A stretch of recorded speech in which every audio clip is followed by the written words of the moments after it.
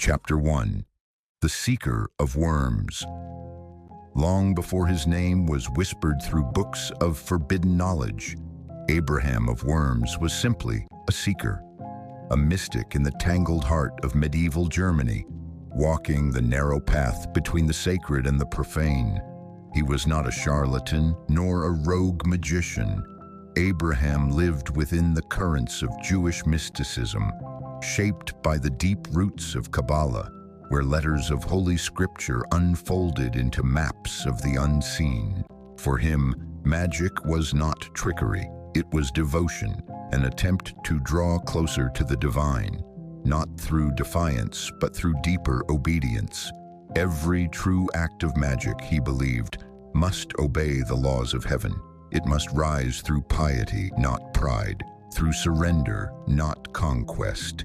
And it was on this razor's edge between sacred service and forbidden sight that Abraham of Worms began his greatest journey, a journey that would lead him to the desert and to the hidden master known only as Abramelin. Chapter 2. The Desert Master. For years, Abraham of Worms wandered through courts and marketplaces, through the crowded libraries of Christian monks and the hidden schools of Arab magicians, always searching, always empty-handed. It was in Egypt, under the white sun, at the frayed edges of the desert, that he finally found what he sought. Abramelin, a master of the old ways, not a conjurer of tricks, but a keeper of dangerous truths. A man who understood that real power was inseparable from sacrifice. Abramelin did not offer Abraham spells or simple enchantments. He offered a covenant and two sacred texts.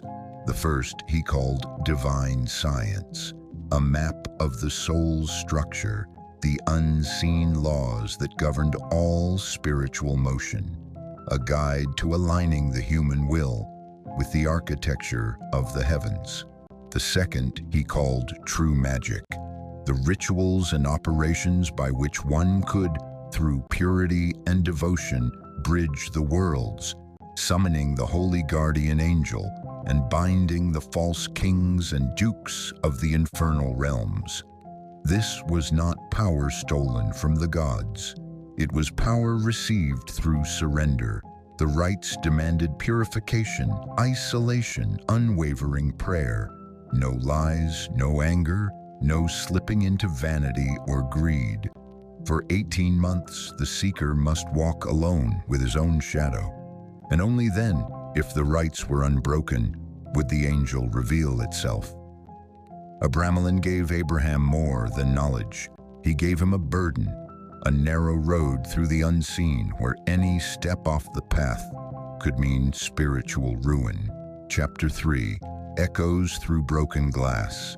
Abraham of Worms had intended the knowledge to remain hidden, a sacred trust passed only to the worthy, a narrow gate few would ever find. But secrets, even sacred ones, have a way of slipping through the cracks.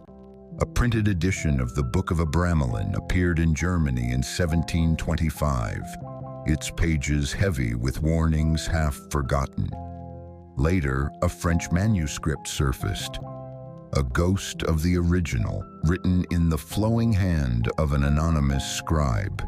It was from this French version that Samuel Little MacGregor Mathers, co-founder of the Hermetic Order of the Golden Dawn, crafted the first English translation in 1897, titled The Book of the Sacred Magic of Abramelin the Mage.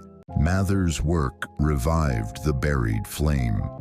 Even incomplete, even imperfect, it was enough to set the imaginations of a new generation burning.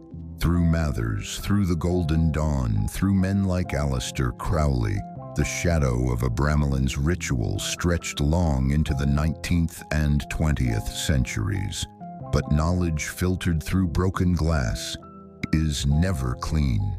Few who touched it understood the burden Abraham had carried. Few honored the piety, the sacrifice, the sacred terror at its heart. Some sought only power, And the ones who forget the sacred in the search for strength often find themselves bound to forces they cannot name. Chapter 4. The Long Road of Purification.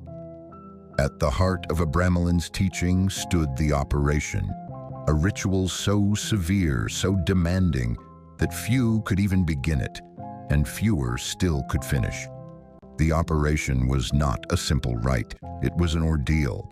Depending on the version, it could last from 6 months to 18 months of continual devotion, an unbroken march through seclusion, suffering, and prayer. The first demand was isolation.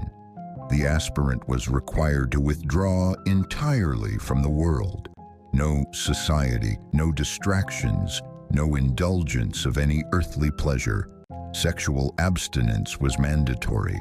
Chastity was seen as the seal of purity, the guard against invisible corruption. Every day, prayers at dawn and sunset, not empty words, but true heart-torn cries aimed at the divine, as if each breath depended on being heard. The body, too, became a battleground. Ritual purity was enforced through daily washing, burning of sacred incense, and often extended fasting. The diet grew blander, smaller, harsher, until the flesh itself cried out for relief. Dreams grew vivid, waking visions, hallucinations became common, and still the aspirant must remain steady, clean of heart, clean of thought, silent against the storms inside and outside. The operation was structured in phases. The first, purification. The second, confrontation with opposing spirits. The third, culmination and invocation of the holy guardian angel. Sacred space mattered. The ritual was to be begun after Passover, aligning liberation of spirit with the ancient liberation of a people. A consecrated oratory was prepared, altar facing east, and a terrace of fine sand where the footprints of the unseen might manifest. This was no symbolic journey. It was a soul-crushing ordeal, a narrow bridge across the abyss, where only purity, prayer, and unshakable will could carry a traveler to the other side. Chapter 5. The Covenant of Light. At the end of the long road, after the months of prayer, isolation, fasting, and suffering, the practitioner would stand at the threshold of the true prize. If the ritual had been completed without error, if the heart had remained pure and the will unbroken, the holy guardian angel would appear. The angel was not a metaphor, nor a dream. It was a real being, suffused with divine love and wisdom, beautiful beyond human words. The presence of the angel was described as overwhelming, a force of guidance, protection, and intimate truth that would walk with the practitioner from that moment onward. Abraham taught that every person is born with such an angel, but most walk their entire lives blind to it, deaf to its voice.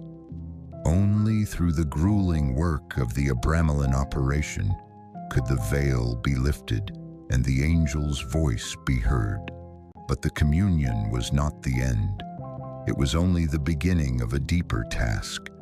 With the angel at their side, the practitioner was commanded to summon the proud kings and princes of darkness, spirits like Lucifer, Leviathan, Satan, and Belial, and to bind them under sacred oath. Each spirit was forced to swear obedience, forbidden to interfere with the soul who had achieved communion with the divine.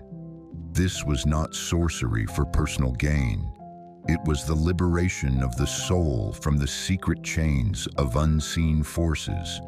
Finally, the practitioner was granted access to the book's vast treasury of sacred word squares, magical grids of divine names and commands, tools for working miracles not by force but by alignment with divine will. The entire journey, the isolation, the prayers, the suffering, was aimed at a single sacred transformation. A human being, once wandering and blind, was now crowned with the light of the holy guardian angel, walking forward in a covenant of living flame. Not every traveler reached this summit, but for those who did, nothing would ever be the same again.